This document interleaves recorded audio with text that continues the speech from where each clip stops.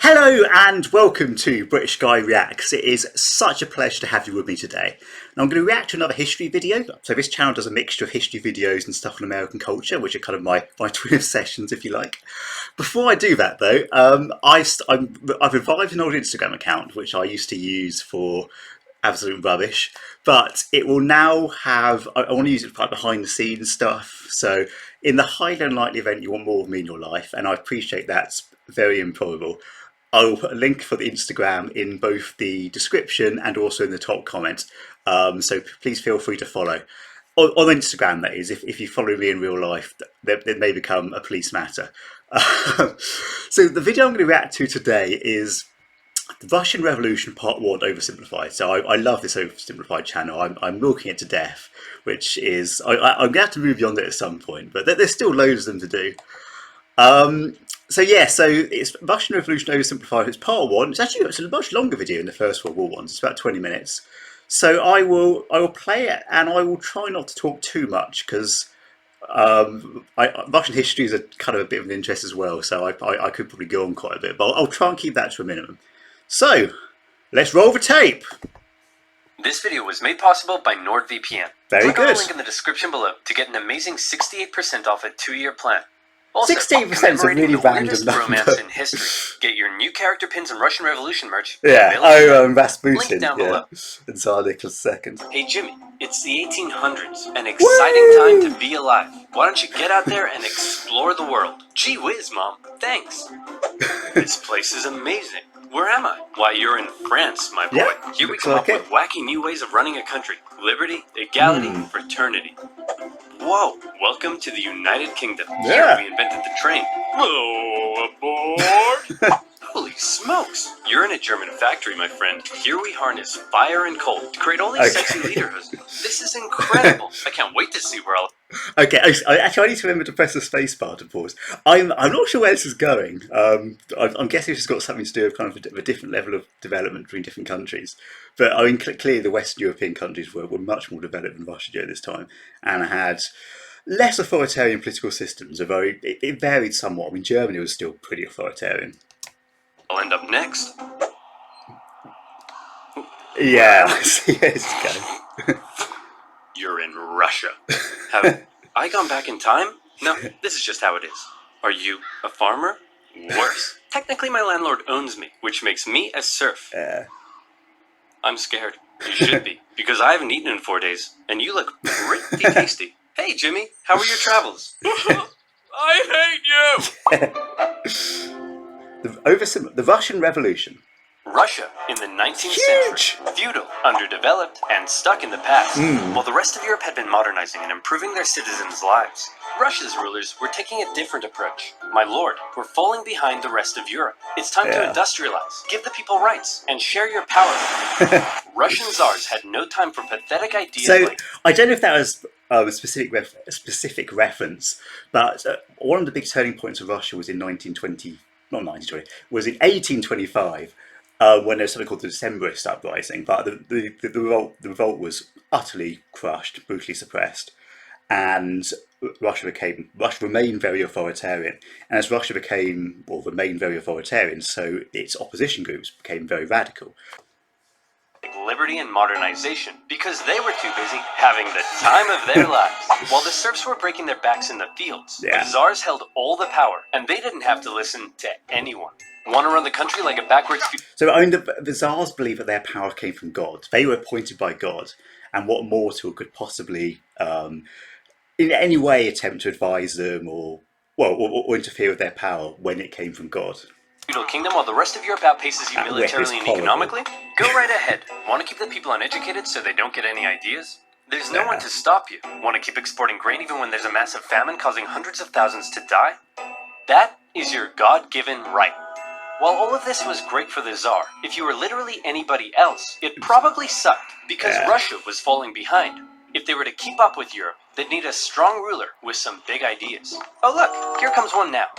Hey everyone, it's me, Tsar Alexander II, and I've got some big news. I'm releasing you all from your serfdom. You're all free. Yes! Yep, I'm the best. Oh, There is one thing, though. I spoke to your local lords, and they weren't happy about losing all their free labor. So as a compromise, you're all going to have to pay them back a near impossible amount of money for the next 49 years. Expect your lives to barely change. Yeah.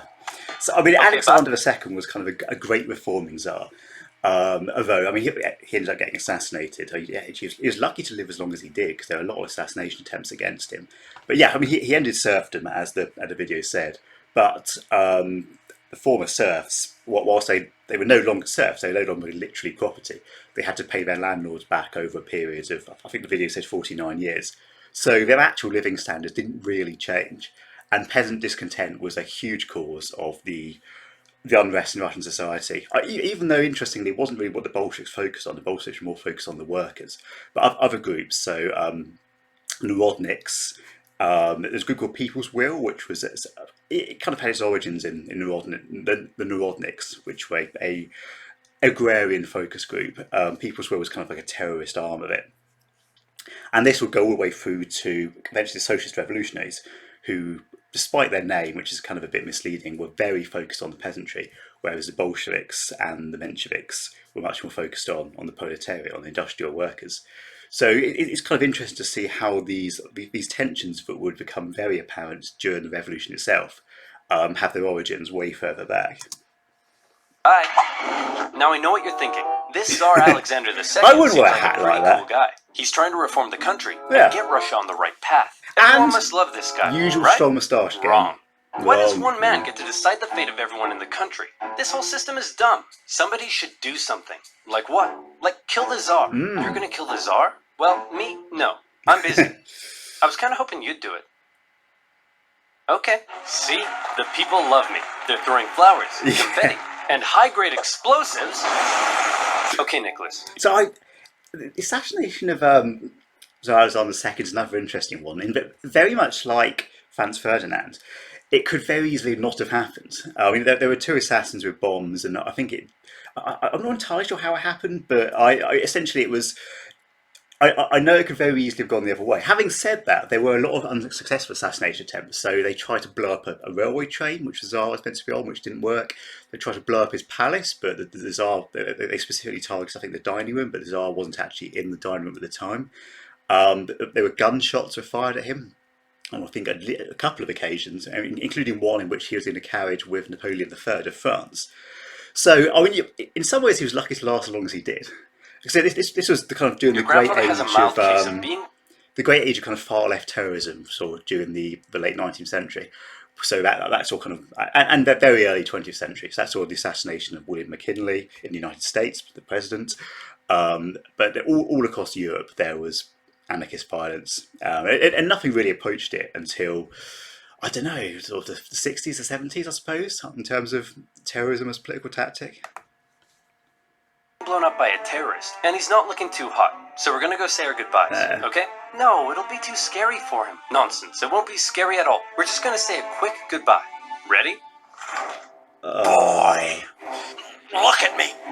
The people did this to me, and one day, they'll do it to you! See? Wasn't scary at all. So Alexander II was dead, but luckily they had another Alexander lying around, Alexander III, and he felt his dad's reforms had weakened the Tsar's authority.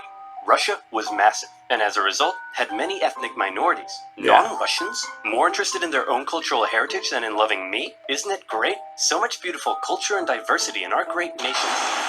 Alexander thought all these minorities should be a little more Russian, and thereby loyal to him. So he repressed religious minorities. He repressed non-Russians. He introduced the Ukraina, a secret police force that... So during his reign, and during Nicholas II, which came straight after, there was a rising groups called like the Black Hundreds, who were, I suppose, proto-fascists, extremely right-wing Russian nationalists, extremely anti-Semitic. That was kind of their main thing.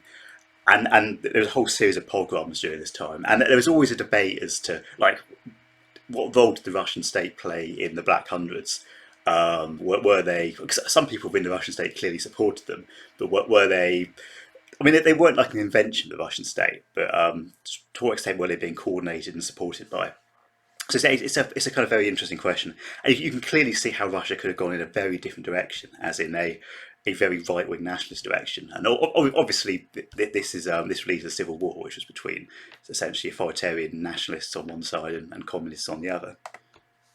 Repressed anybody who thought having a czar was dumb. If Alexander II was the great reformer, Alexander III was the great repressor. Yeah, that's very true. That's how you run a country. Hey, Dad? Ugh, great. It's my son Nicholas, who I like to call a girly girl because he's so weak and pathetic. I think there's real parallels between Tsar Nicholas II and Kaiser Wilhelm, in that both of them were, in many ways, quite weak, quite sickly leaders. Both of them were disastrous and tried to make up for their insecurity by being sort of overly aggressive in certain respects. So, I mean, with Wilhelm, it was a great love of military uniforms. So yeah, I think they're related as well. So there's a real parallel between the two. When are you gonna grow up? Yeah. You still look like a girly girl to me. But Dad, I grew a beard. Yeah, an ugly girly girl beard. If Nicholas was to one day be Tsar, he needed his dad to teach him how to run the country. But his dad instead suggested that Nicholas go somewhere else. So Nicholas went to Japan, got an ancient dragon tattoo, had his head sliced off by a policeman, and then came home. Now will you teach me how to rule? I suppose it's time. Okay, there's a lot you need to know before becoming Tsar. Uh-oh. What? I've got kidney inflammation. Oh no. Oh no! Upon his father's death, a totally unprepared Nicholas II ascended to the Russian throne. He wasn't a reformer like his grandfather, nor was he a repressor like his dad. Nicholas was Nicholas. Yeah. Timid, easily swayed, and more interested in doing whatever the hell this is. Or this. Or this. He wasn't ready to honestly, rule, it's weird when you look at old photographs and they look like they could very easily be something that was taken last week with a bunch of guys at uni or something. It's kind of like you can see the common humanity through the more than 100 years of history. Saying, I'm not yet ready to be Tsar. I know nothing of the business of ruling. Fair point. Bit of an awkward time to bring it up. However, Nicholas firmly believed that he was chosen by God to be Russia's big daddy. Yeah. And while he doubted his ability to rule, he was going to give it his best shot. And hey, who knows? Maybe he wouldn't be so bad after all. To get things off to a good start, Nicholas promised free pretzels and beer to a huge crowd in Moscow to celebrate his coronation. So enticing a proposition to starving peasants that the ensuing stampede left nearly 1,500 people dead. What the hell happened? We're not sure, but you're scheduled to go party with the French at 8 o'clock. Shouldn't I stay here out of respect for the people? Yeah, stay there out of respect for the people. Yeah. Nicholas's decision to go party with the French immediately tarnished his image. That's horrendous. So 1,500 people stamped was death because of beer and pretzels. Oh, that's a terrible way to start your reign. Some were calling him Nicholas the Bloody. The Tsars had been partying hard at the expense of the people for long enough. They'd emancipated the serfs, but failed to lift them out of poverty. They used their secret police to crack down on anyone who might criticize them. And they'd failed to modernize and give the people rights, something the rest of Europe had begun doing over a century ago. Yeah. The rule of the Tsars was quickly becoming outdated, and more Russians began wondering if there was a better way. For many, the solution was simple. Just look to the West. Republics, democracies, and constitutional monarchies galore. But a small growing group rejected that for an even better idea. A little something they called communism. Take Vladimir Lenin, an intelligent member of Russia's middle class, and also a massive ill-tempered jerk. If you disagreed with him about anything, he wasn't afraid to call you out. You fat-headed simp. I mean, there's some truth to that. A lot of the divisions. I mean, it's very interesting to know kind of like an alternative history in which the Bolsheviks didn't seize power, because in which case they would have been a footnote in history, barely. They were kind of a small group of quite eccentric exiles who went to live in Switzerland and the UK mainly. They were constantly arguing with each other, fighting with each other. I mean, let's say Lenin was famously very ideologically intolerant, so I mean he caused the whole split between Bolsheviks and Mensheviks, which were different Marxist factions. So it's very easily a footnote in history in which they just waste away their whole lives in Switzerland writing obscure texts that no one reads, and never really achieve anything.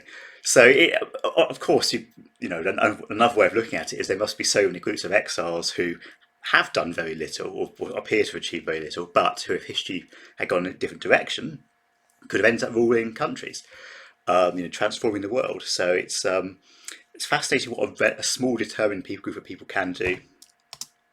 Simple-minded, vapid, cockeyed imbecile! Tenderheart Bear is a far superior Care Bear to Bedtime Bear!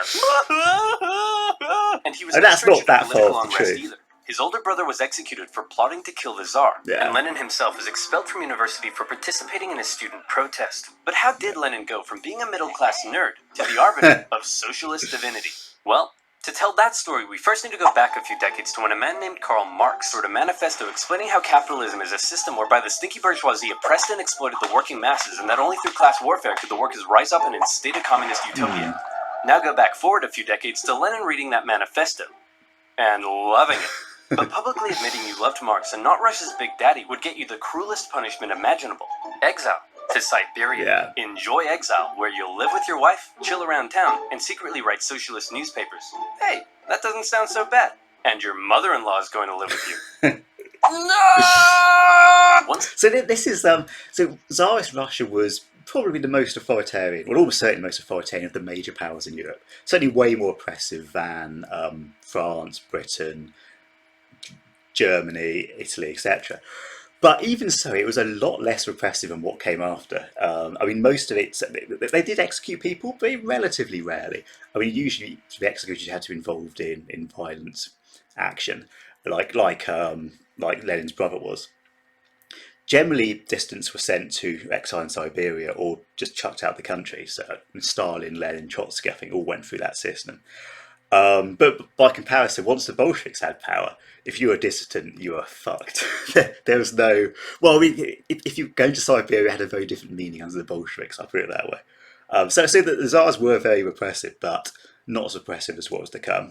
Once Lenin finished his stint in Siberia, he left Russia for Europe, where he was free to hang out with other Russian Marxists and talk about how great communism was. Now today, you might hear the word communism and think of this. But that's not how intellectuals living under a tough Tsarist regime saw it. To them, communism promised a land where all were equal, where workers weren't exploited, and even people like you could get a girlfriend. So Lenin joined a party of Russian okay, well that's pushing it, I think. But one of the fascinating things about Marxism, or communism as derived by Marx, is that it's claimed to be scientific. So Marxists claim, and still do claim, that Marxism isn't merely an ideology. It's not a set of ideas. It is a scientific law, in the same way that Darwinism is a scientific law about human biology. They said it's exactly the same about human society with Marxism. I mean, often Darwin and Marx were compared by early Marxists. And it gave them a kind of certainty they were right, which is really, really empowering, for better or worse. The other fascinating thing about trying to apply Marxism to Russia is Marxism is very, very focused on industrial workers. I mean, they saw that capitalism essentially destroys itself by creating an industrial working class, which it then oppresses, provoking into revolution, and that's the end of capitalism. Though that argument kind of makes sense in Britain or Germany at this time, both of which had large industrial working class bases. In Russia, it was a real stretch because Russia's working class was tiny. The vast majority of the population were peasantry, not workers. I mean, if you'd asked a Marxist what country do you expect a revolution to happen in, they'd say almost certainly Britain. When I say sorry, if you'd asked them sort of in the late 19th century, they say almost certainly they'd expect a revolution in Britain or in Germany. And perhaps after them, it would be countries like France, Italy, the Low Countries, the United States. Russia would be right down the list because Russia hadn't even had the bourgeois revolution, which comes before the proletarian revolution, which makes it really, really interesting that obviously it was Russia where the Marxists seized power first in terms of big countries. Communists living in Europe, and he founded a communist newsletter that was smuggled into Russia to try to radicalize the people. However, not everyone in the Socialist Party agreed with Lenin. In fact, they disagreed with him on a lot of issues, and Lenin was so uncompromising that he caused a split in the party. During one conference, a heated debate broke out, and Lenin was unwilling to give an inch. You pig-ignorant, half-witted, fatuous morons! Cereal is a soup! Listen, Lenin, you're a smart guy, but you have no idea what you're talking about. We're out of here. All in favor of cereal being a soup? Hey, would you look at that? We're in the majority. So Lenin set up his own... It is extraordinary just how much the Russian Marxists hate each other. So there's I'm not going to go into detail. There are great figures like Plekhanov and Lenin, and literally they spent all their time in Switzerland and in London just tearing the shit out of each other over what seemed to everyone else to be really, really minor points. I suppose it's kind of where the Monty Python joke about Judean People's Front of Judea begins. Because I mean, some of the stuff they argue over seems to outsiders to be very trivial compared to the task of overthrowing Tsarism, but to them it was really important. One faction within the party he called the majority, or Bolshevik if you're speaking Russian, and the other faction became known as the minority, or Menshevik. And oddly, the majority were often in the minority, and the minority in the majority. The Mensheviks were less radical, whereas Lenin wanted the Bolsheviks to be loyal to him and his uncompromising ideas. And if you weren't loyal, well then you're going to get a big brain beatdown. The Mensheviks worried that Lenin's attitude could lead to a one-man dictatorship. But come on, does this guy look like a dictator to you? For now, Lenin remained in Europe, writing his socialist newspaper and impatiently awaiting an opportunity to overthrow the Tsar and bring communist utopia to Russia. Cool. A free hat. Ah. Who the heck are you? I'm definitely not a Russian secret police officer spying on Marxists. Oh crap, I don't want secret police watching me. Then you, my friend, should use NordVPN. Oh, I see. Do you like having your identity stolen? I thought we got off If on yes, a tangent. you need therapy. If no, you need NordVPN. NordVPN has thousands of super fast servers in 62 countries that you can connect to. I've never used this service, but when using the web. just because it comes with a 30-day it's on this channel, and is now faster and more secure than I heartily ever with its endorse it. brand new NordLynx technology. Have you quarantine binged all of your favorite shows on Netflix? Well, with NordVPN, you can watch the Australian version. Or is one of the greatest videos on YouTube still banned in your country? So I'm presuming that must mean they're banned in Germany, which is that banned in Germany because of like Nazi symbolism or something? The other issue is with First World War, you can get stuff banned in Turkey if it mentions the Armenian genocide. So okay, I've just mentioned it now, which means my my viewers will go down by about 3, I think. 3. My 3 Turkish viewers can't watch this now, for which I'm so very sorry. I'll do like a cut-out version in Turkish. But yeah, so you get this weird situation where in parts of Europe it's illegal to deny the Armenian genocide, and in Turkey it's illegal to say it happened. So it's a kind of historians are a bit screwed one way or the other. I think you get the point. You can now get NordVPN with 68% off a 2-year plan for only $371 per month, plus 1 month free. So click on NordVPN.com/oversimplified in the description below and get protected now. That's do that, but not till after the video finishes. Always, you'll be supporting my channel, so muchos arigatos, mon petit pois. Now where was I? Oh yeah, a timid, easily swayed Tsar, a massive ill-tempered jerk, impatiently awaiting a communist revolution. And revolution was coming, but not in the way Lenin thought. Back in St. Petersburg, one of the Tsar's most skilled and influential advisors knew the country finally needed to catch up with the rest of Europe. Hey Nick, we really got to industrialize, get more factories, and make some, I don't know, textiles or something. Won't that change the social fabric of Russia? Maybe. Hey, isn't it past your bedtime? But I haven't had my milk and snuggles yet. Will you snuggle me? Nicholas thought modernization was boring, but he let Sergei do his thing. And do his thing he did. He borrowed some money and got Russia some sexy factories. And you know what sexy factories are. So, I mean, this is exactly what the Marxists said would happen. They said that you'll have the industrialization of society. I mean, they thought Russia was right at the beginning of the process when the Russian Revolution took place. But what was weird is that Marxists also thought that there would be a bourgeois revolution, essentially kind of a revolution of the middle-class capitalists before you had a workers' revolution. And that clearly hadn't happened in Russia. When the Bolsheviks seized power, which is why it was always quite controversial with Marxists, because a lot of them said you need to wait for the bourgeois revolution, which would turn Russia into something like the UK and France in terms of its political systems. But they didn't. They went straight ahead with a proletarian revolution, despite the proletariat, the workers, being a tiny proportion of the population, and that meant the only way they could maintain power was mass oppression. Means sexy workers, dirt poor sexy workers. That's long hours, pretty much me. Low wages, filthy disease-ridden factories, sleep in overcrowded dormitories with all your stinky worker friends, get your arms ripped off in a freak Russian doll accident. Conditions were terrible, but this growing working class wasn't about to take it lying down. They started to do what workers do best: strike. Despite Sergei's efforts, people in Russia... I mean, so that's one of the key points, is that it's so much easier for workers to organise than for peasants to organise. Because, I mean, let's say the vast majority of the Russian population is peasants, but the peasants are spread across the country. A lot of them are illiterate. There's no real kind of central institutions. They're well away from the centres of power in Moscow and St. Petersburg. Whereas the workers are exactly where they need to be, and that's why winning the support of the workers was so important to the Bolsheviks. Whereas rival groups like the socialist revolutionaries, who appealed to peasantry for support, even though they had more supporters, they weren't able to have the kind of the critical mass of people where it mattered, especially when things got violent. Still weren't happy. Peasants were still poor, liberals still wanted reform, and now the workers wanted better working conditions. And the problem with being an autocrat is that when everyone's unhappy, there's only one person to blame. You. Yeah. The people hate me. What do I do? Ooh, I know. Why don't we find a weak and pathetic nation to go to war with? We'll win easily, and everyone will love me again. I can see where this is going. Why don't we just try treating the people better? As luck would have it, an opportunity for war was forming in the Far East. Russia wanted to expand its sphere of influence into northern China, and coincidentally, so did Japan. But Japan didn't really want war, so they proposed an idea to reduce the tension. Hey man, we'll let you do your thing in Manchuria if you let us do our thing in Korea. I don't think so. We've got the largest army in the world. What do you have? I'm the Emperor of Japan. I have a giant mecha suit. Whoa.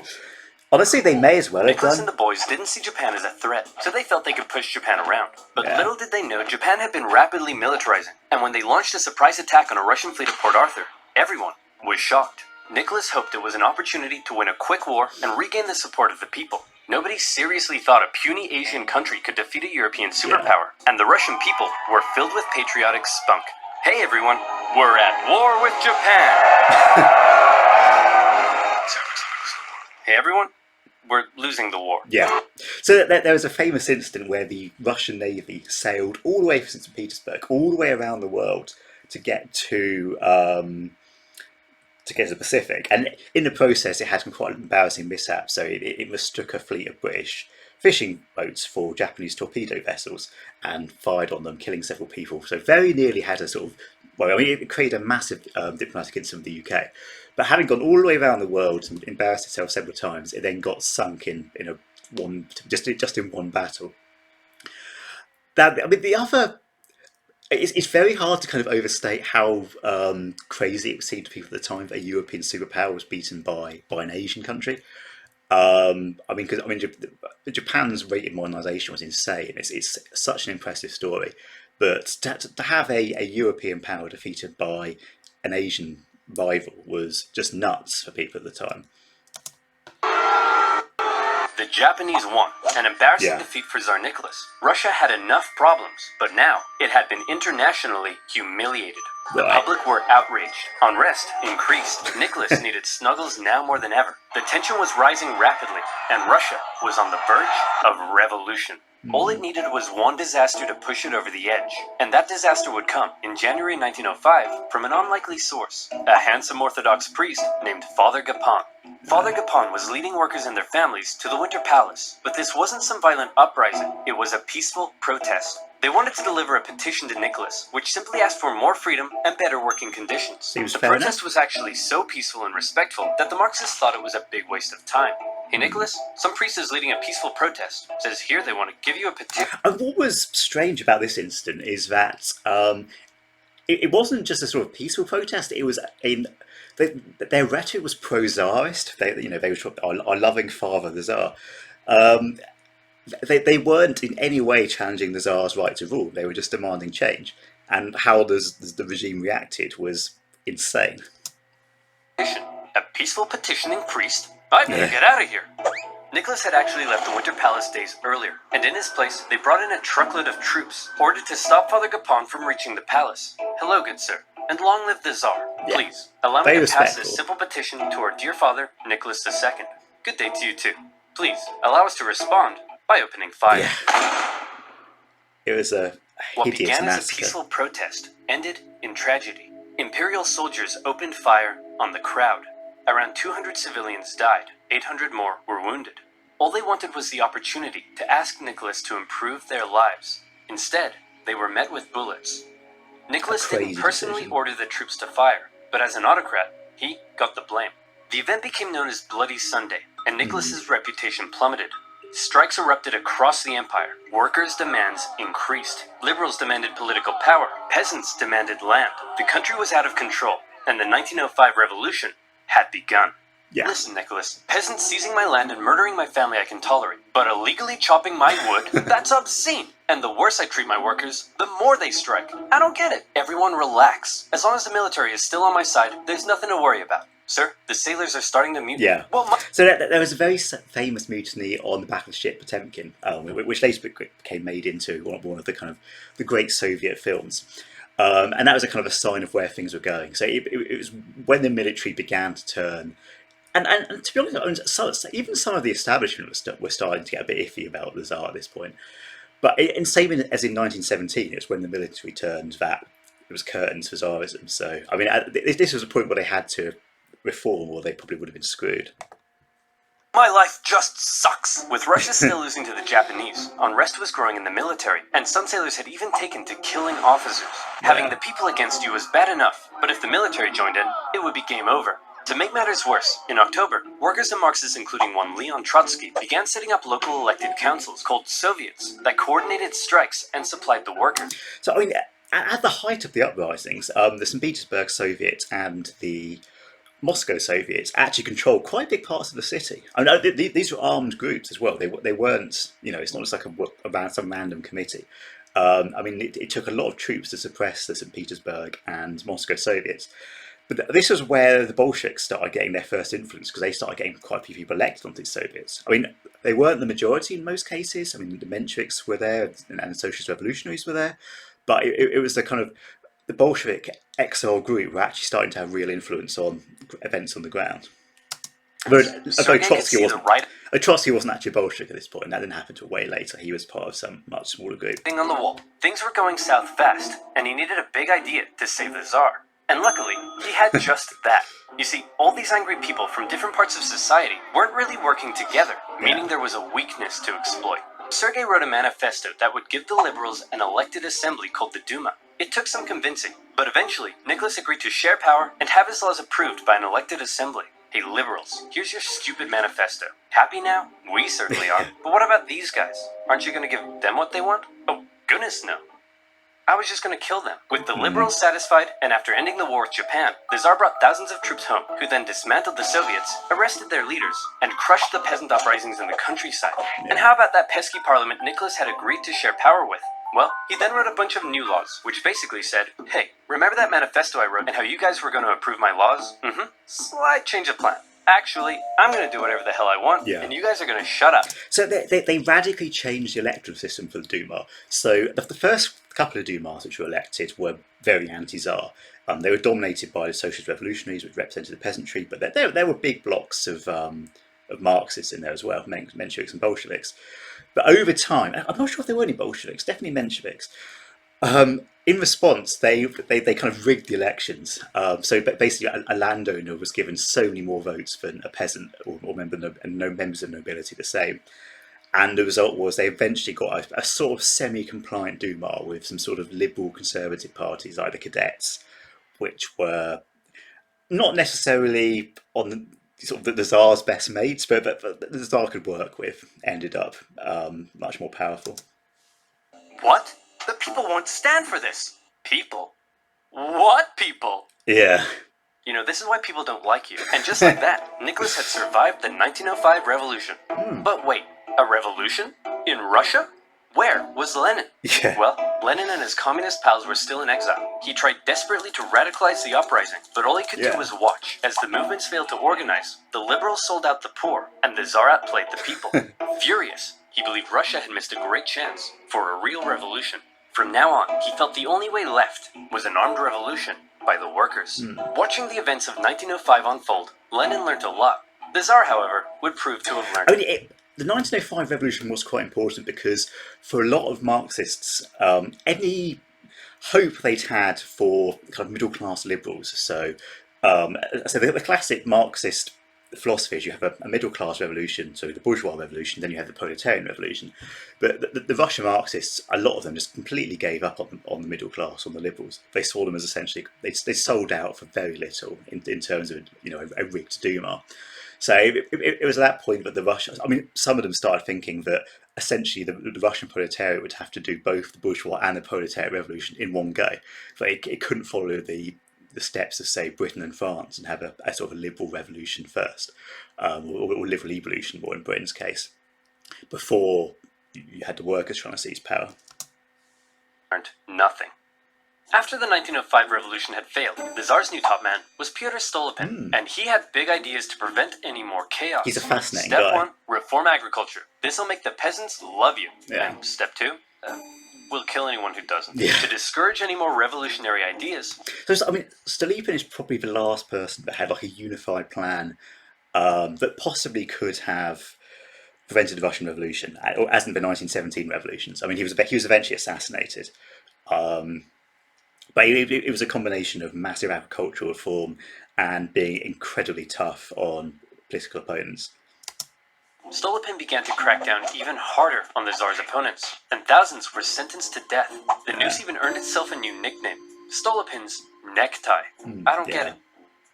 Oh, I see, because it goes around my neck. That's so funny. But despite the oppression, many positive reforms were also being made, and the Russian economy even began to improve. This was a problem for Lenin. If the people weren't suffering, then they wouldn't support a revolution. Still in exile and lacking funds, the Bolsheviks simply weren't in a position to do anything.